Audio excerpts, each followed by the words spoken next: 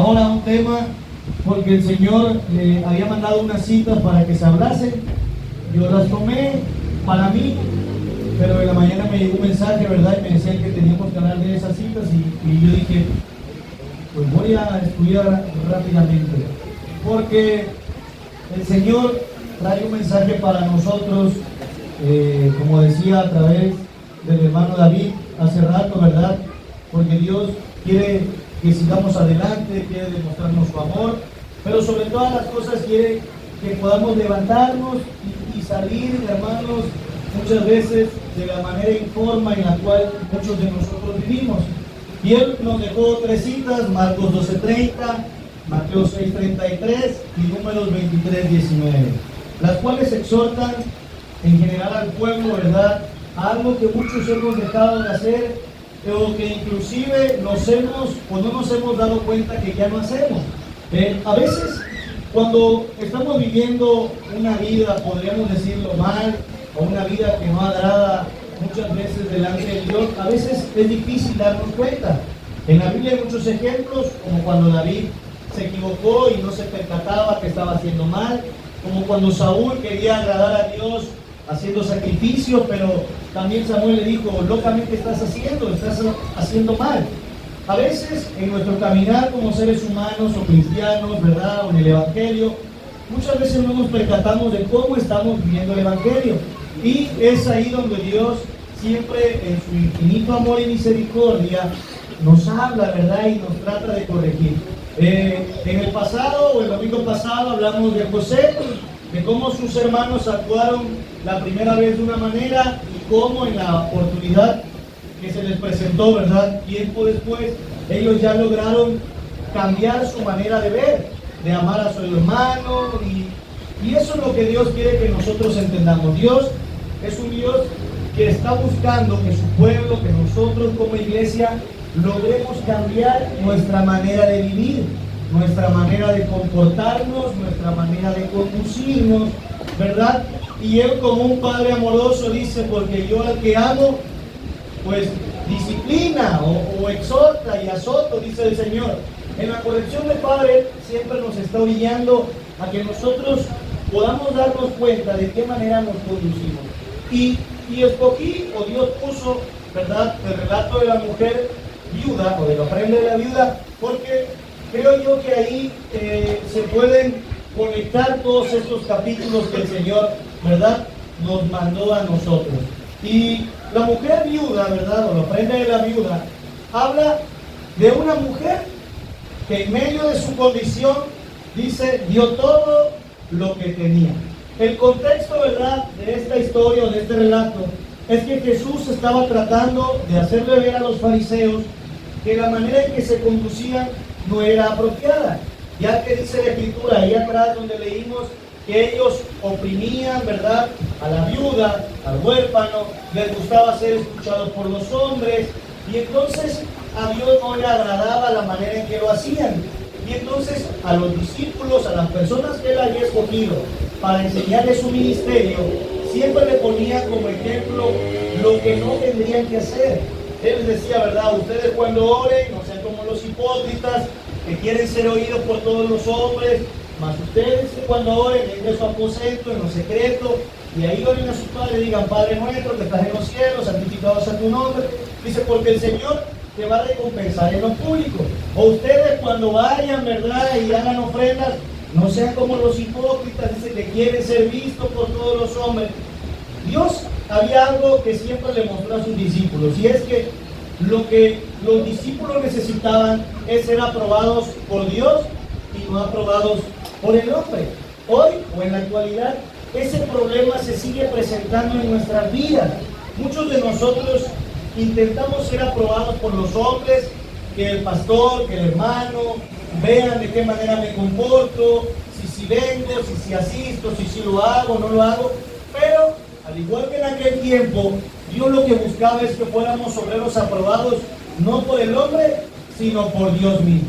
Entonces, el Señor estaba sentado en el templo, en donde las ofrendas, hermanos, se depositaban, ¿verdad? En aquel tiempo no había billetes como ahora, sino que eran monedas. Y los ofrendarios en el templo eran como unas cajas tipo de madera, pero que tenían en la punta como una trompeta o algo metálico, una corneta, no sé, un cono, como quieran ustedes describirlo. Y era ahí donde ellos depositaban la ofrenda que traían. Entonces, dice la Biblia que muchas personas ricas llegaban, ¿verdad? Y depositaban su ofrenda. Yo iba a poner un ejemplo, bueno, lo voy a poner, voy a pasar por unas monedas. No crean que me fui, aquí sigo. Y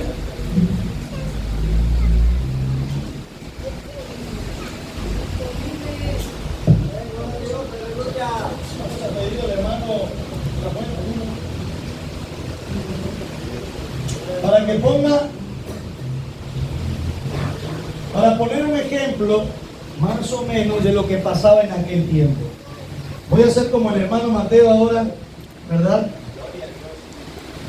No es el hermanito Juan, pero ahora es Samuel.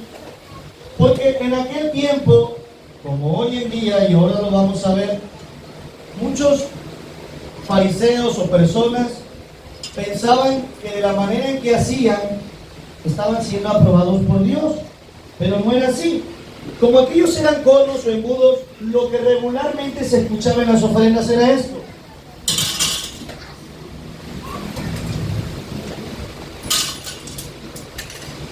Eso era lo que Jesús siempre escuchaba. Quita todas estas, hermanitos Samuel, por favor. Pero dice la Biblia que él estaba ahí sentado escuchando cómo caían constantemente las monedas de muchas personas ricas. Pero lo que dice después es que se acercó una mujer viuda. Y lo que pasó fue esto. Eso fue lo que pasó, hermano. ¿Por qué les puse ese ejemplo? Porque monetariamente la Biblia dice que lo que esa mujer dio, no valía nada. Nada para el hombre, para el sacerdote, para la persona encargada de recoger las ofrendas, para la gente que estaba atenta viendo lo que hacían, porque dice que ella donó un cuadrante. En aquel tiempo un denario, ¿verdad? Era, hermanos, lo de un jornal trabajado por las personas, y un cuadrante venía siendo en porcentajes el 1.5% de lo que ganaban. O sea, era nada. Nada en volumen, porque no llegó como las otras personas, cargando quizás sus monedas y zorrajándolas. No se veía a la vista del hombre, ¿verdad? O no era perceptible. Tampoco era audible, porque no era como el montón de monedas que caían, sino que fueron. Pero ¿saben qué? Que aunque ningún sacerdote, fariseo o persona ahí la escuchó, eso poquito, ese pequeño ruido, eso que no se veía quizás si lo traía en la mano, en una bolsa, ¿verdad? Dios logró notarlo. Y cuando vio la ofrenda, le dijo a sus discípulos: de cierto os digo que esa mujer ha dado más que aquellos que han dado. Porque aquella mujer ha dado, dice, todo de lo que tenía para su sustento, para sobrevivir. Mas estos, dice, de su riqueza han dado lo que les sobra.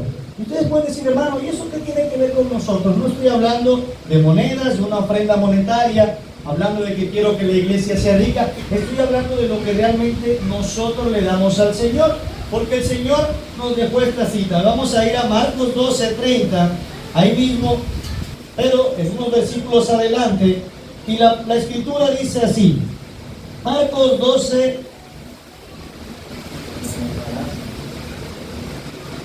A ver, hermano Juan, ¿me puede dar lectura? Y amarás al Señor tu Dios con todo tu corazón y con toda tu alma, y con toda tu mente y con todas tus fuerzas. Este es el principal mandamiento. Amén, hermanos. El Señor nos manda a decir, o nos vuelve a tomar, ¿verdad?, a nosotros en cuenta para exhortarnos y decirnos, el principal mandamiento es este: amarás al Señor con toda tu alma, con toda tu mente, con todo tu corazón y con todas tus fuerzas. Aquella mujer era viuda, hermanos, y hemos hablado de la condición de las viudas, ¿verdad? en aquel lado, ¿verdad?, de la cultura, vamos a llamar, del Medio Oriente, donde la mujer, hermanos, era, en aquel momento que quedaba viuda, quedaba una mujer desamparada, una mujer, ¿verdad?, que estaba su futuro incierto, porque al no tener un proveedor, o sea, su esposo, tenía que tener a su hermano, pero si no había hermano o hijos que lo mantuvieran, la condición de esa mujer iba a ser muy difícil. Tan es así que en el ejemplo de Ruth y Noemí, ¿alguien recuerda esa historia? Ruth y Noemí, que habla de la Moabita, dice que Noemí, cuando se murió su esposo y sus hijos, dice que cayó en gran angustia y se quiso cambiar el nombre y ahora se llamaba Mara, que significa amargura, porque había entendido que ahora su vida iba a ser completamente difícil, no tan solo de ella, sino de su nuera, ¿verdad?, Ruth. Y entonces Dios en su misericordia, bueno, la restaura, pero lo que pongo de ejemplo es eso, la condición de una viuda, ¿verdad?, en el pasado o en la cultura del Medio Oriente era una condición muy difícil. Esa mujer tenía solamente una pequeña parte que era con lo que iba a sobrevivir, pero dispuso en su corazón darle a Dios todo lo que tenía. Dios nos dice: y amarás al Señor tu Dios con toda tu mente, con toda tu alma, con toda tu fuerza, con todo tu corazón. Y es algo que se nos dificulta a nosotros como creyentes, amar a Dios con todo, porque nuestra mente se ocupa de los problemas, las deudas, nuestro corazón se llena de los pleitos, los celos, la incredulidad, nuestra mente se nubla, nuestras fuerzas no están porque nuestras fuerzas se quedan en el trabajo. Entonces en las cosas de Dios ya no hay fuerzas para servirle. Y vuestra alma muchas veces está, o en nuestra manera de vivir espiritualmente está en que si vamos, no vamos, si creemos, no creemos, estamos, no estamos. Entonces, el primer mandamiento es este, dice el Señor: amarás con todo. Si pusiéramos un ejemplo de nuestra vida, nuestra ofrenda entre la vida y los fariseos, muchas veces nuestra ofrenda, aunque pareciera ser mucha, es lo que nos sobra para darle a Dios. Porque puede ser que usted es el que más venga a la iglesia, usted es el que más ora, el que más predica, el que más... Pero Dios dio, hermanos, un mensaje muy importante. No constaba en la cantidad, sino en ¿qué? La calidad. En la calidad con que lo hacías, o la manera en que lo haces. Yo pudiera decir ahorita, hermanos, es que yo he predicado 830,000 veces, pero no es la cantidad o las veces que lo haces, sino es cómo lo haces. Y no estoy hablando si lo haces bien como para el hombre, sino la disposición que tienes de hacerlo. Yo voy a decir, yo no quiero predicar ya más, pero cuando me hablan de dar palabras, sí la doy. Los fariseos eran religiosos porque no hacían las cosas de corazón o porque quisieran hacerlo. Dice la Biblia, hacer todo como para Dios y no como para los hombres. Dios aún nos sigue diciendo a nosotros que no es la manera en que lo hagamos, sino es de qué manera lo hacemos. ¿Por qué? Porque el Señor dijo así: la mujer puso todo lo que tenía para su sustento, para sobrevivir. Y el Señor dijo: porque yo mismo, dice, pongo mi vida, a mí nadie me la quita, sino que yo la pongo porque tengo la potestad de ponerla y de volverla a tomar, porque Dios no escatimó nada, sino que por amor a nosotros dio todo. Por eso decimos, ¿cómo es que a Dios le sorprende la ofrenda de la viuda? Porque Dios estaba viendo la base del amor, ¿verdad?, de esa mujer. Ella dio todo lo que tenía. ¿Por qué? Porque ella confiaba en la fuente de su provisión, que no era su marido, que no eran, ¿verdad?, las autoridades religiosas. Porque si nosotros leemos ahí en Marcos 12, leímos el 41, pero lean el 40, ¿qué es lo que hacían los religiosos? Versículo 40.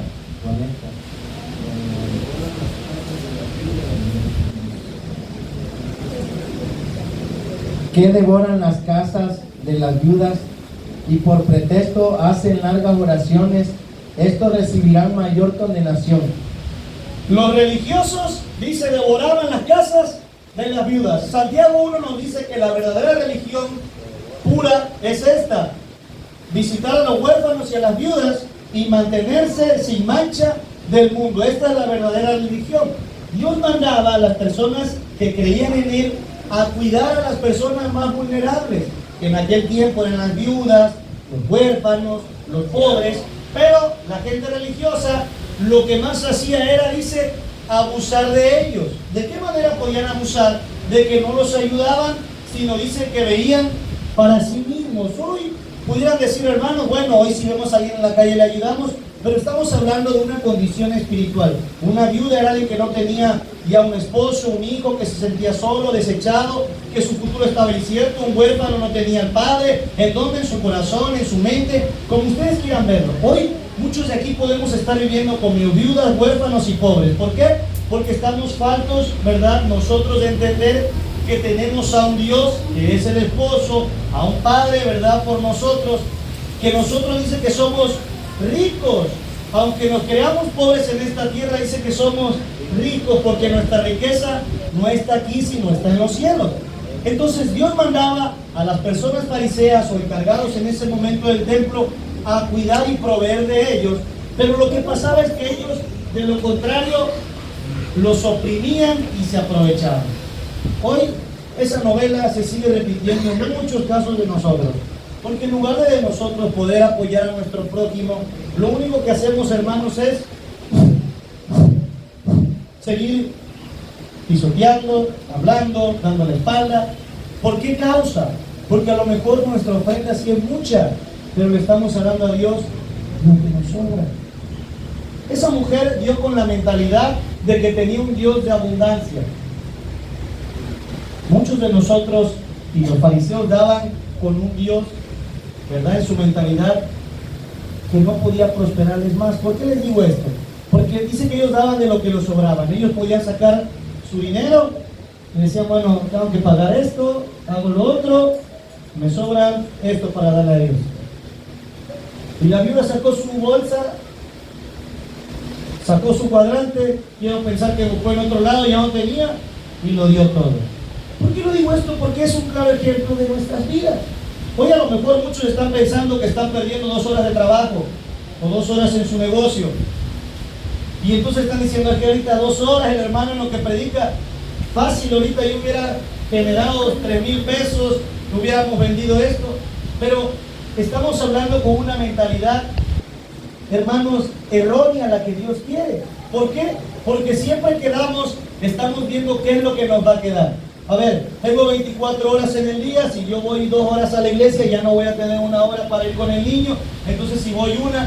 Lo mismo pasa, hablando de cosas monetarias, como en nuestra vida espiritual. Si usted reparte su día, ¿verdad?, a Dios le da lo que le sobra, porque al trabajo no podemos decirle al del trabajo, ¿sabe que hoy no voy? Ni quizá tampoco en la escuela podemos decirle a la maestra, hoy no va mi hijo porque hoy hay que hacer esto en la iglesia. No estoy diciendo, hermanos, ¿verdad?, que eso sea malo. Lo que Dios nos está diciendo es que nuestra prioridad no está siendo Dios en las vidas o en medio de esta generación, en medio de lo que el mundo presenta. ¿Por qué? Porque la Biblia dice, por haberse multiplicado la maldad, el amor de muchos se enfriará. Y usted va a decir, hermano, yo amo a mi esposa, yo amo a mi hijo, yo amo, pero es el amor por las cosas de Dios, el amor por la iglesia, el amor por el hermano, el amor por el prójimo. Esta mujer le estaba dando a Dios todo. La segunda cita que Dios nos dejó, el Señor, es Mateo 6:33. ¿Quién le puede dar lectura?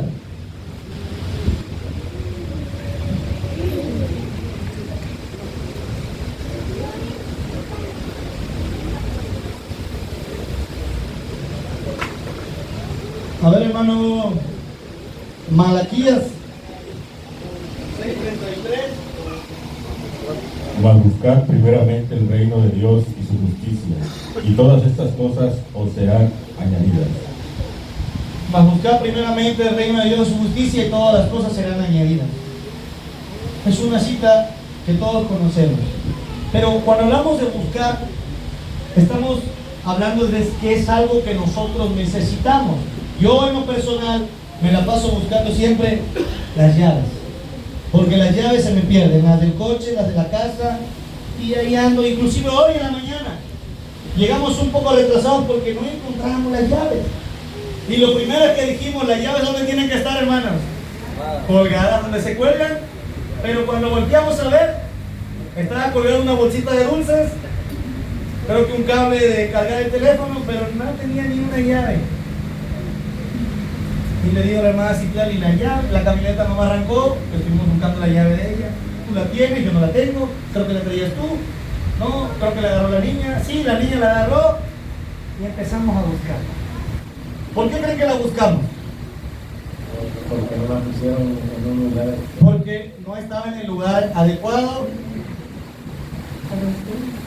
El descuido. ¿Por qué creen, hermano, que la estábamos buscando? Porque no la pusieron en el lugar donde tenía que estar, en el otro lado, en la Hermano Mateo, porque la necesitábamos para venir a la iglesia. Si no tendríamos que llegar a las 11, ¿saben qué hubiéramos hecho?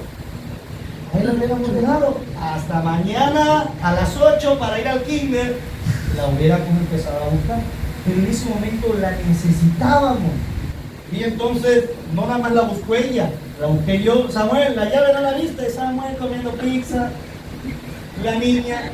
Nosotros necesitábamos eso y entonces lo buscamos. El Señor dice aquí, buscad primeramente el reino de Dios y su justicia, y todo lo demás vendrá por añadidura. Esta mujer tenía, hermanos, la mayor, ¿verdad? Vamos a llamarlo así, el mayor pretexto, si usted quiere, para decirle a Dios o no darle a Dios esa ofrenda. Pero quiero decirle algo. ¿Saben que el lugar a donde ella fue a ofrendar era el lugar donde se hacían las ofrendas voluntarias? No eran las ofrendas obligatorias. Era un lugar donde voluntariamente ellos iban y depositaban lo que ellos creían, ¿verdad? Que era una ofrenda en gratitud a Dios. Esa mujer lo que hizo es ir voluntariamente a dar todo lo que tenía. Ella fue a buscar, hermanos, agradar ¿a quién? A Dios. Hay ejemplos en la Biblia de las viudas que estaban con Elías en Eliseo, que prepararon la comida y se iban a dejar morir, que le dio, verdad, su parte a Elías, no decirle, oye, ¿sabes qué? Esto es para mí, para mi hijo. Y le dijo, bueno, varón de Dios, ten. Esta mujer, hermanos, como cualquiera de nosotros, hoy en día lo hacemos, ella lo pudo haber hecho. Era algo voluntario, no era algo forzoso, como cuando decimos, hermanos, vamos a venir a las oraciones. Es algo voluntario. Tampoco es algo forzoso, aunque el hermano ahora les diga, hermanos, acuérdense que los viernes son viernes ¿de qué? De lucha. Se quebrantan yugos, ataduras y peleamos por esto. Al final es algo voluntario, porque viene el que Dios le permite venir, el que ha tenido quizá el tiempo de venir, o al que realmente le gusta venir. No es algo, hermanos, ¿verdad? A veces forzosos, y aún cuando decimos, hermanos, es necesario que vengan, es algo que ni siquiera se obliga a que vengan, porque cada quien toma la decisión de hacerlo. Bueno, esta mujer tomó la decisión de hacerlo, porque ella buscó primeramente agradar a Dios. Quizá hizo fila para ofrendar, quizá sabía que era lo último que tenía, porque dice que era todo lo de su sustento. Ella no dijo, quizá y mañana qué voy a comer. Si le doy a Dios ahorita el cuadrante que tengo aquí, mañana qué voy a hacer. Ella pensaba como Dios hoy quiere que nosotros pensamos, que tengamos la confianza en que Dios es el proveedor de todas nuestras cosas.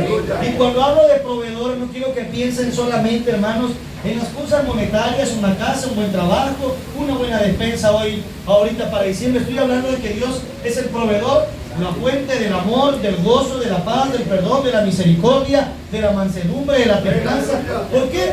Porque hoy nosotros hacemos como aquella mujer, damos nada más, ¿verdad? Como los fariseos, perdón, lo que nos sobra. ¿Por qué no da amor usted si Dios es el proveedor de amor? Porque usted dice, a ver, si yo amo al hermano, ¿qué va a hacer él por mí? ¿Por qué no perdona usted al hermano? Si le ha hecho 70,000 veces una ofensa, la palabra dice, si tú quieres que tu ofrenda le agrade al Señor, ve y reconcíliate con tu hermano para que tu ofrenda sea agradable. Inclusive el Padre Nuestro que todos hermanos, que deben de saber, vamos a leerlo, Mateo 6 debe de estar, si no mal recuerdo, y si no corríjanme, pero en Mateo 6, sí, Mateo 6 es Jesús y la oración. Mateo 6 dice así, en el 9, versículo 9 de Mateo 6, vosotros pues oraréis así, Padre nuestro que estás en los cielos, santificado sea tu nombre, venga a tu reino, hágase tu voluntad como en el cielo, así también en la tierra. El pan nuestro de cada día, dánoslo hoy. Y perdónanos nuestras deudas, como también nosotros perdonamos a nuestros deudores. Y no nos metas en tentación, mas líbranos del mal, porque tuyo es el reino, el poder y la gloria por todos los siglos. Amén. Y el 14 dice esto, porque si perdonáis a los hombres sus ofensas, os perdonará también a vosotros vuestro Padre Celestial. Mas si no perdonáis a los hombres sus ofensas, tampoco vuestro Padre os perdonará vuestras ofensas.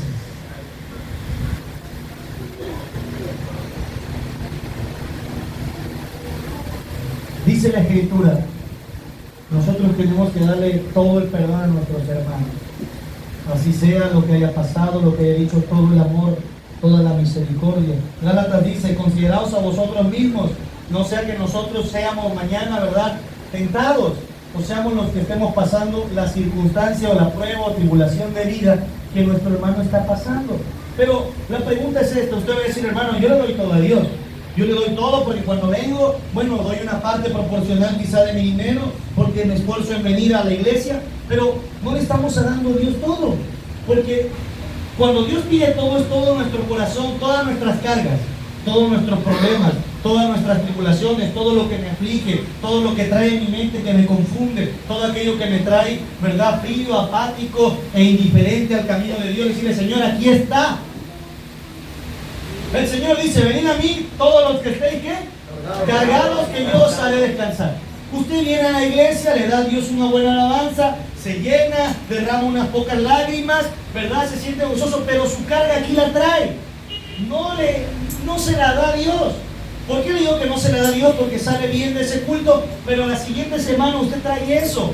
Llámese aflicción, llámese problema, llámese indiferencia o desacuerdo con alguna persona, ya sea en su casa o en la iglesia, y no logra dársela a Dios. Y eso, hermanos, ¿verdad?, es algo que Dios nos está a nosotros pidiendo, que podamos darle a Dios todo lo que traigamos. No estamos hablando simplemente de las cosas buenas, sino de las cosas que aún me estorban. ¿Por qué? Porque Dios es el que perfecciona, el que cambia. La Biblia dice que en el Génesis todo estaba desordenado y vacío. ¿Y qué fue lo que vino a hacer Dios? Dice, Dios vino a ordenar y a llenar de vida la tierra. Usted puede, hermanos, hoy estar viviendo en desorden, tener algo en su mente, en su corazón, pero Dios lo que dice es, dámelo a mí. ¿Por qué nosotros a veces nos rehusamos a darlo todo? ¿Por qué? Porque muchas veces no estamos buscando el reino de Dios. Es fácil, y personalmente lo digo, muchas veces el mundo, la tierra, las finanzas, tus deudas, lo que nos obligan a hacer es buscar lo añadido. Nosotros queremos buscar aquello que en este momento necesitamos. Lo que a lo mejor necesito porque vienen las inscripciones, porque viene diciembre, porque viene lo que sea. Y entonces buscamos primero que se nos añadan las cosas y después queremos buscar a Dios. Y no hablo solo de cosas materiales, sino inclusive quizá de su familia. Usted quiere que venga su esposa para que usted venga bien a la iglesia. Usted quiere que sus hijos cambien para entonces servirle a Dios. Y Dios nos dice, búsquenme primeramente a mí y yo voy a añadir todo lo que ustedes necesitan. ¿Saben por qué? Porque dice, antes de que ustedes me pidan algo, yo ya sé de lo que tienen necesidad. Yo sé que hoy Jeremías necesita esto, yo sé que hoy Juan necesita lo otro, yo sé que hoy Noé necesita aquello, yo lo sé. Quizá el que predica, el encargado de la iglesia, el vaso, el pilar, cualquier otra persona no lo sabe. Porque nosotros vemos, ¿verdad?, apariencia, lo que nuestros ojos nos permiten, pero Dios, que escudriña la mente y el corazón, dice, antes de que tú me pidas, Noé, yo ya sé lo que necesitas. Lo que yo necesito es que tú me des todo. y decirle: Señor, aquí está, yo hoy me siento frío, indiferente, incrédulo, confundido, apático, hoy me siento solo, devastado, triste, angustiado, aquí está. ¿Por qué? Porque dice la Biblia que Dios no puede ser burlado. Dios sabe todo lo que nosotros presentamos, pero caemos en el error del fariseo. El fariseo, aunque cumplía todos los rituales eclesiásticos, ¿verdad?, o religiosos, tenía algo en su corazón, que era que no buscaba a Dios, que no amaba al prójimo y que no le creía a Dios. Tenía todo, hermanos, todo para que fueran aprobados por los hombres, tanto que los hombres lo veían con vestiduras buenas, blancas, cumpliendo, dando la ofrenda. Ellos mismos oraban y decían: gracias que no soy como este publicano, Señor, sino que yo ayuno, yo oro, yo doy mi ofrenda. Pero Dios lo tenía reprobado porque en su corazón no estaba el temor a Él. Estaban buscando cosas que saciaban sus necesidades terrenales y no podían saciar, ¿verdad?, en su corazón la llenura espiritual que Dios estaba pidiendo. Hoy en día no es muy diferente. Hoy muchos de nosotros caminamos en el Espíritu, llegamos a tener un bache, algún tropiezo, algo que nos frena, y lo que se nos dificulta es poder continuar. Les decía yo, no es la cantidad de veces que lo hayan hecho, es la manera con que lo haces. Cuando el hermano Mateo, yo, inclusive los vasos, o la persona que está al frente, Dios nos pone a hacer algo, no es la manera en que lo hagamos, sino cómo lo hacemos. Yo cuando agarro el micrófono digo: Señor, habla tú, lo voy a hacer con amor, me equivoco muchas veces, a lo mejor digo una palabra mal, pero es la manera en que lo estás haciendo. De igual manera externaba hoy el Señor los vasos, de igual manera la persona que está al frente. La Biblia dice en 1 Corintios 13 que aunque diéramos nuestros cuerpos para ser quemados, o diéramos todos nuestros bienes para que fueran repartidos, pero si no tengo amor, de nada me sirve, de nada soy. Y estoy hablando del amor para con las cosas de Dios. Yo, del hermano Mateo, quiero pensar que estudiamos, leemos, vemos, ponemos ejemplos como el de las monedas para que el pueblo entienda más. Pero la Biblia dice, hermanos, que ni siquiera nada de eso es nuestro, sino todo es de Dios. ¿Saben cuántas veces también, quizá como los vasos que han presentado sus verdad dificultades, decir: hermano, Señor, cuántas veces le he dicho a los hermanos que nos amemos? Y a lo mejor yo me soy el ejemplo de amor, o a lo mejor cada domingo viene mi hermano y dice: hermano, es que yo no le hablo a la hermana porque la hermana me dijo: es tu hermana. Desde hace 12 años estoy diciendo: si alguien te pega una mejilla, pon la otra. Sí, pero es que la hermana no entiende, pero es que tú tampoco entiendes. Imagínense, Señor, cuántas veces de mi vida he tomado el micrófono y les digo: amémonos, perdonémonos, estemos gozosos. Pero a veces nuestro sentir de hombre, de seres humanos, es a veces repudiarnos, evitarnos, no convivir unos con otros. Imagínense que yo diga: entiendo los vasos cuando dicen: Señor, ya no me use, porque los hermanos no me creen. ¿Por qué? Porque para ellos quizá es difícil, porque no lo está leyendo el hermano. Si a mí que predico a veces no me creen, dice: el hermano está mal, la Biblia le dice así, o sea, exagera. No. Imagínense cómo queremos caminar en un cuerpo, ¿verdad?, de unidad, un cuerpo como el Señor lo manifiesta, con poder. La Biblia dice que cuando Pedro, hermanos, y Pablo estaban llenos del Espíritu de Dios, aún querían que la sombra de Pedro tocara a los enfermos porque sanaban.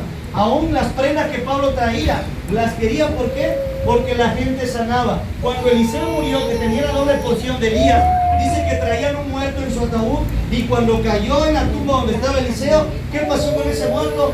Resucitó. Porque la unción de esas personas, o la llenura del Espíritu de Dios en sus vidas, era tanta que la gente sanaba. Dice la Biblia: sobre los enfermos pondrán sus manos y sanarán, hablarán nuevas lenguas, si bebieran cosas mortíferas no les hará daño, profetizarán, soñarán sueños. Las profecías de Joel: y en los postreros días vuestros hijos, vuestros ancianos, porque esta promesa es para ustedes. Imagínense cómo queremos nosotros ser una iglesia poderosa si nos cuesta trabajo entregarle a Dios las cosas. Imagínense, yo puedo decir, no quiero decir que no pase. Yo he experimentado en mi vida cristiana muchas cosas donde a veces no creo, donde a veces me frustro, donde a veces digo, Señor, ¿qué pasa? Pero, hermanos, si así fueran las iglesias estuvieran vacías siempre. La Biblia dice que el reino de los cielos solo los valientes lo van a arrebatar. ¿Quién es alguien valiente? Alguien que se atreve a luchar, a enfrentar, no con su fuerza, sino con la fuerza del Señor. Un ejemplo claro es David, el más joven. El ejército de Dios era un pueblo que Dios, hermanos, guiaba, que Dios le daba la victoria. Y cuando vieron a Goliat, todos frenados. Y entonces David llegó a darle de comer a sus hermanos y le dijeron, ¿y qué hace el pueblo de Dios aquí? Pues no está viendo al filisteo Goliat gigante que los atemorizaba y les decía, les voy a dar su comida a los perros. Y David lo veía y escuchó la recompensa. Dice, pero el rey Saúl ha dicho que aquel que pueda enfrentarlo y derrotarlo le dará su hija y le dará riquezas. Y entonces David, hermanos, dijo, ¿quién es este filisteo incircunciso para atemorizar al ejército de Dios viviente? Y Saúl le dijo, David, ¿a dónde vas? Eres muy pequeño. Y David dijo, yo voy a ir porque no voy con mi fuerza, porque voy en el nombre de Jehová de los ejércitos. Hermanos, y dice que David se puso la armadura y todavía al ver la armadura se burlaron de él porque le pesaba y le quedaba grande. Entonces David se despoja de ella, agarra las piedras, agarra su onda y va.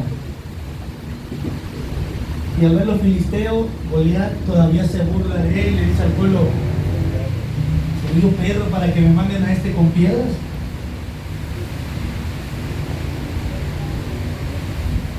¿Qué soy yo para que me manden a este? Y se burlaba. Y el pequeño joven David agarró su piedra y dijo, hoy le daré a las aves de los cielos a comer de tu carne. Y con una piedra, en el nombre del Señor de los ejércitos, en aquel momento derribó a Goliat, le quitó su espada y con la misma espada de Goliat cortó su cabeza. ¿Por qué, hermanos? Porque la Biblia dice que no es ni con fuerza, no es con espada, sino con su santo Espíritu. Hoy el Espíritu de Dios quiere posar en nuestras vidas. ¿Saben cuántas veces Dios está? Jeremías, Juan, Jacob, Noé, David, Bernabé, Malaquías, Eliseo, Samuel, Benjamín, Nehemías, Josué. ¿Saben cuántas veces el Señor nos está hablando? Quiero posar en ustedes. Pero nosotros tenemos miedo a darle todo. Decimos, Señor, aquí está. Esta semana sí te voy a servir, pero la semana que viene me rehúso porque tengo miedo a quedarme sin nada, a que quizás se burlen de mí, a quizás perder el trabajo, a que los hermanos ya no me crean. Tengo miedo. La Biblia dice, el perfecto amor echa fuera el temor. Y el perfecto amor es Dios. Cuando Dios está en nuestro corazón, dice, ¿a quién temeré? ¿De quién he de atemorizarme? ¿De dónde vendrá mi socorro? Mi socorro viene del Señor. De allá es donde viene. ¿Cuántas veces no ha estado usted afligido, perturbado, angustiado? ¿Cuántas veces ha querido abrir la puerta y no saber nada? Pero esto es para valientes. Dios dice, búsquenme a mí, porque así como mi esposa y yo necesitamos las llaves hoy, todos necesitamos a Dios. Porque hay algo en nuestra vida en lo cual Dios va a tomar el control. Llámese problemas familiares, maritales, hijos en las drogas, hijos alejados del Señor, lo que usted tenga. No hay problema imposible o difícil para el Señor. Dios le dijo a Abraham y a Sara, ¿acaso hay algo difícil para mí? Yo soy el Dios de lo imposible, el que hace lo que no es como si fuera, el que nos sacó de lo vil y menospreciado, el que llena de sabiduría, el que cambió, ¿verdad?, la condición de muchas personas. Hermanos, el que es capaz de perdonar a esa mujer adúltera, restaurar al leproso, darle vida al muerto. Ese es el Dios que hoy nos está hablando a nosotros. Dice, búsquenme. Primero háblenme con todo. Porque aún lo que tienen, dice, ni siquiera es de ustedes. Todo lo que ustedes tienen es mío. Y si lo tienen o lo tenemos es porque a Dios le ha placido dárselos o dárnoslo. Solamente lo que me pide es que me den todo su corazón, todas sus fuerzas. Así como nos esforzamos tanto en el trabajo, en nuestra casa, esforcémonos en la iglesia. Nadie que tenga un problema, ¿verdad?, en su casa, en la primera discusión dice, me voy de la casa, no vuelvo a ir a la casa, ya no estoy con mi esposa, ya no quiero a mis hijos. Nadie dice eso.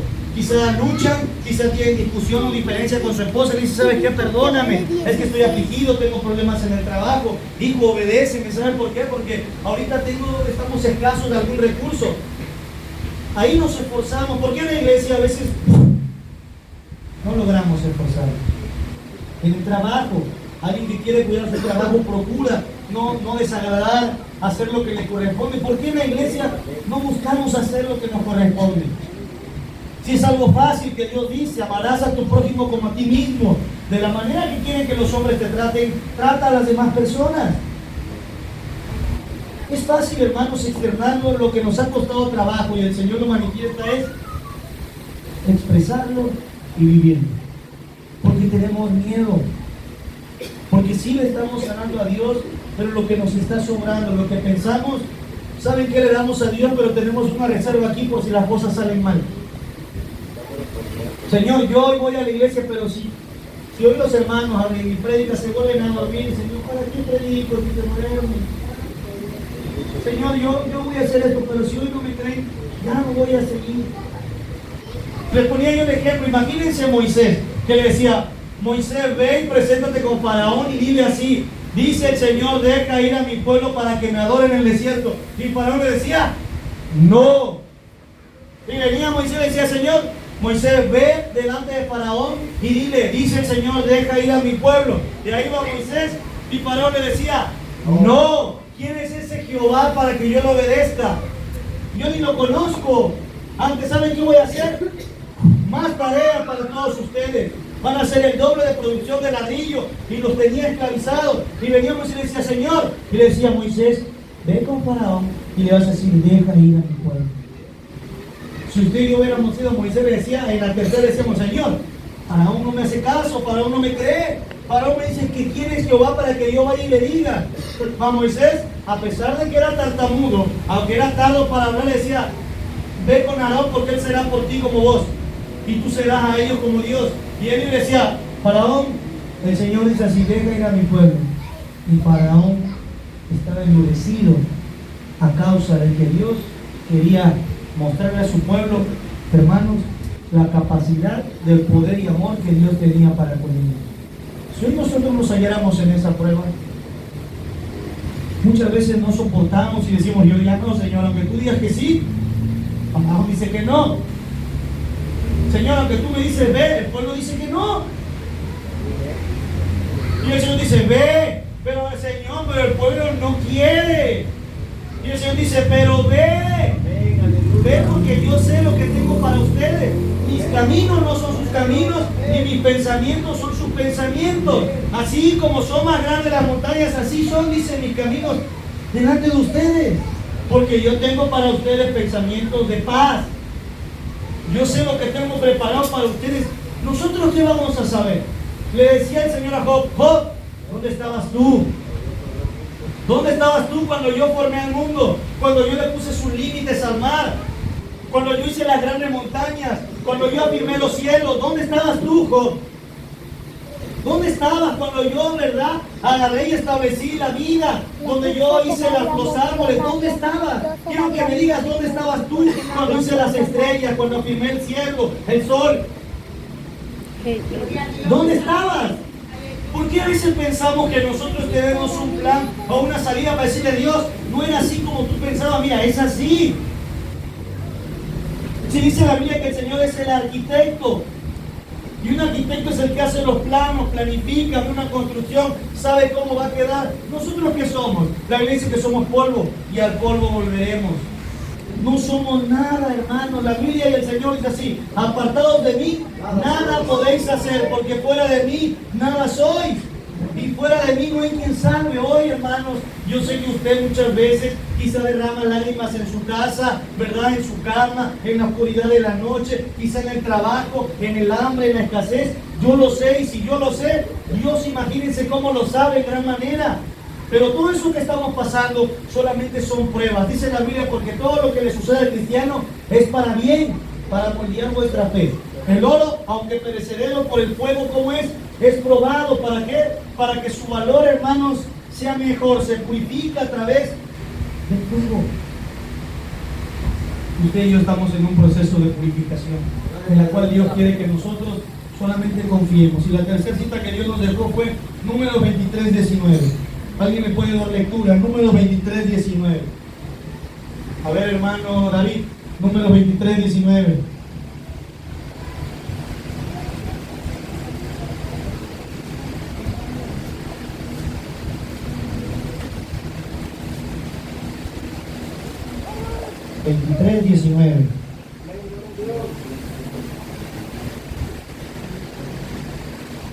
Dios no es hombre para que mienta, ni hijo de hombre para que se arrepienta.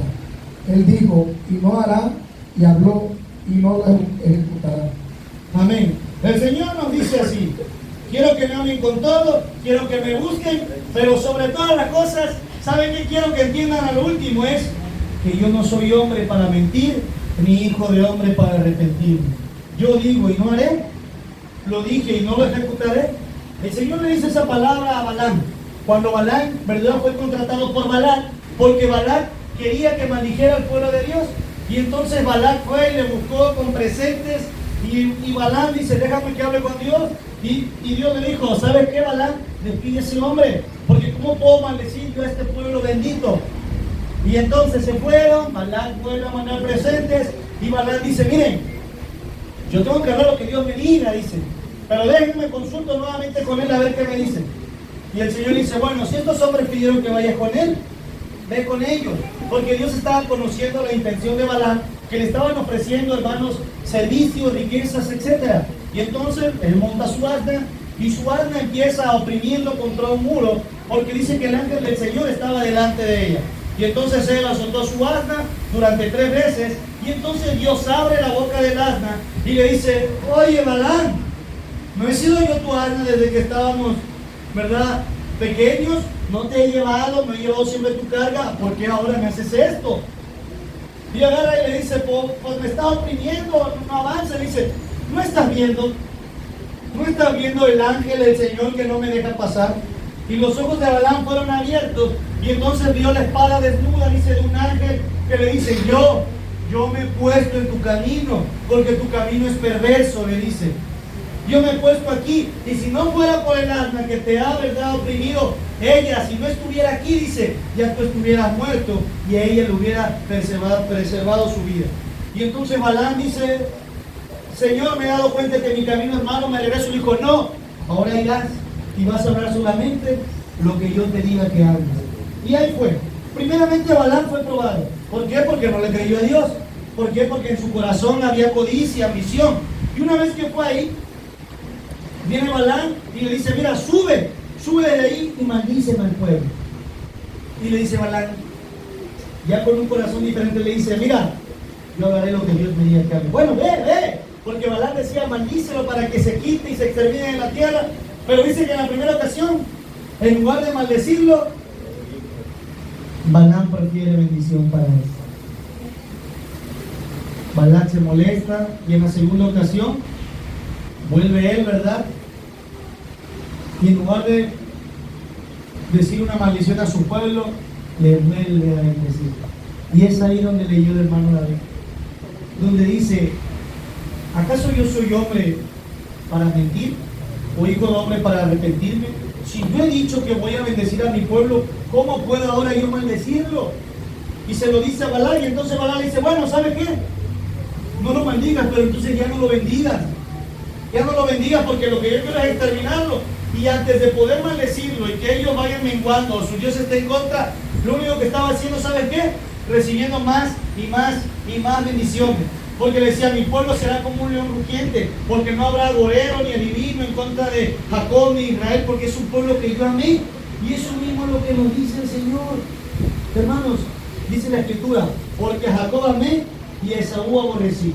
Y en medio de ese amor, Dios nos injertó siendo olivo silvestre, el olivo natural, para ser parte de un pueblo gentil que ahora goza de las bendiciones de un Dios poderoso que amó un pueblo, y ese pueblo somos nosotros. El Señor le dice, si ustedes me dan todo su corazón, si ustedes me buscan, yo no me voy a arrepentir de lo que les he dicho, porque yo no soy hombre para mentir. Ustedes pueden mentir, ustedes se arrepienten de hacer eso, pero yo no. Si les he dicho que les voy a dar bendición, bendición traerá su vida. ¿Pero en qué? En el tiempo que yo tengo establecido para ustedes. ¿A cuántos Dios les ha prometido? Dios le prometió a la hermana Carmen, que es mi suegra en esta tierra, que su hijo vendría. ¿Saben cuántos años llevamos en la iglesia? Llevamos quizás 10 años y no viene, y nosotros podemos decir ¿por qué? A lo mejor lo estamos haciendo mal como familia, a lo mejor estamos, ¿verdad?, desesperados, pero también tenemos que entender que el tiempo es de Dios. Y antes de verlo más cerca, a lo mejor como decir es que si Dios viene y no se arrepienten, y esa es una promesa. Dios me dio promesas a mí, ¿verdad?, a mi padre. Hoy nuestros primos no están aquí, aquel que era llamado Samuel, aquel que era llamado Daniel, no está aquel que era llamado Jacobo, no está ni su madre, ni su hermana, no están mis tíos, pero es una promesa que Dios nos dio.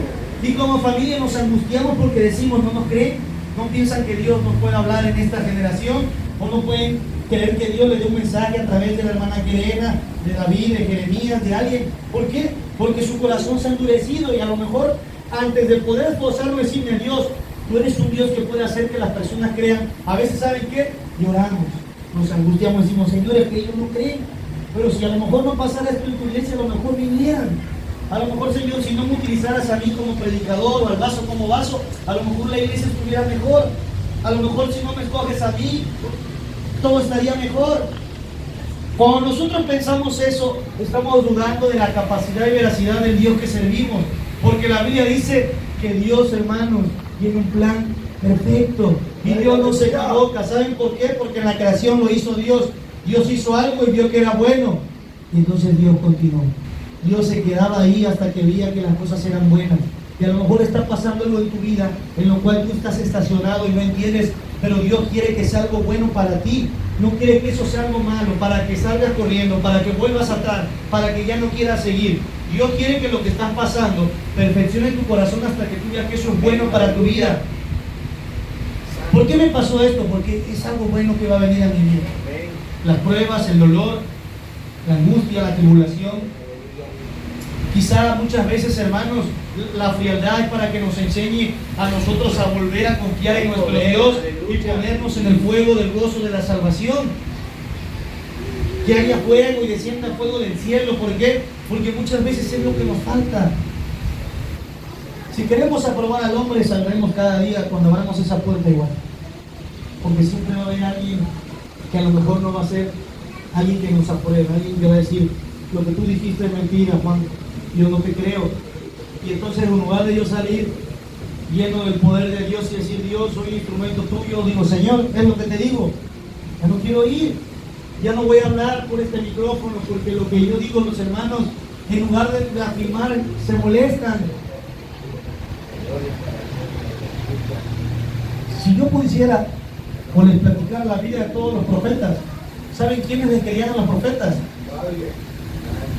Jeremías en un calabozo, y Baruch era el que lo ayudaba y mandaba, ¿verdad? Y él te decía, Jeremías, Señor, pero ve, este pueblo no me cree. Jeremías, tú dilo, en un calabozo, sin comer, lleno de lodo, en la oscuridad. Y el Señor decía, ve y dile al rey esto. Y Ananías estaba fuera, el profeta, y le decía, no es cierto, lo que dice Jeremías es mentira. Y todos le creían a Ananías. Y Jeremías estaba frustrado. Estamos hablando de Ezequiel y Isaías. Isaías, que el pueblo quería que el pueblo regresara, hermanos, a sentir el amor por Dios. Pero ¿saben qué hizo el pueblo? Nada. Juan el Bautista, el que preparó el camino para Dios, les decía, ¿quién es el Señor de huir de esta ira venidera, generación de víboras? Y quería que el corazón de las personas cambiara. Pero ¿saben qué?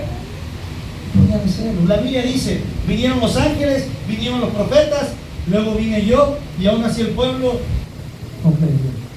Pero nadie de ellos dispuso frenar su ministerio por la incredulidad de un pueblo. Si a Jesús y a los Jesús no le creían, ¿cuánto más, hermanos, pasa con nosotros? Lo que Dios quiere es que usted y yo no nos rehusemos a ser utilizados por Él, sino de lo contrario, llenarnos. Porque ¿saben qué? A Jeremías hubo alguien que le creyó. Ahí estaba Baruch. El Señor decía, cuando iba a destruir Sodoma, le decía, Señor, Pero si hubiese 20, y el Señor decía, por amor a esos 20, No lo haría. y ahora decía, bueno Señor, perdona si nuevamente vuelvo a ti. Pero si hubiera 10, por amor de esos 10. Bueno Señor, pero si hubiera uno, Señor, el Señor dice, mira, por amor a ese uno. No lo haría. Pudiéramos haber 200 hoy, pero si la prédica es para uno solo, Dios iba a permitir que esta prédica viniera. Pudiéramos haber 300, pero si el mensaje a través del vaso del querido David es para uno, Dios iba a permitir que pasara. Aunque los otros 305 y el 306, el que creyó, el que salió llorando y dijo, el Señor me habló, y a lo mejor los otros 305 dijo, otra vez. Pero ¿saben qué? Usted se va con el dolor de los 305 que no creyeron, y no con el gozo del 306 que fue el que creyó. Yo si me fuera con el gozo de los que se duermen, todos los días viniendo hacia el Señor. Pero siempre conservo a las personas que derraman